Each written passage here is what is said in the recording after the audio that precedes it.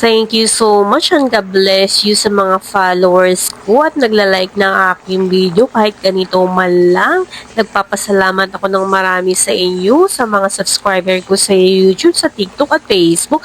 Ito na nga, nagluluto tayo ng gatang tilapia at nilagyan ko ng kalabasa at siling haba. At syempre, merong siling pula para may sipa, tilapia. At meron na naman akong tirang-tirang ulam sa rep. Ito, longganisa.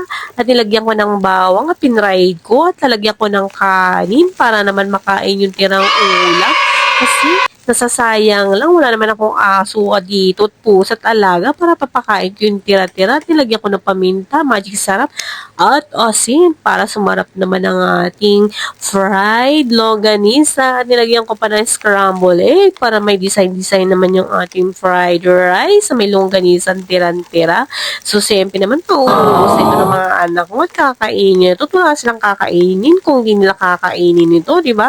Kaya maraming salamat sa mga nanonood. Ingat kayo palagi.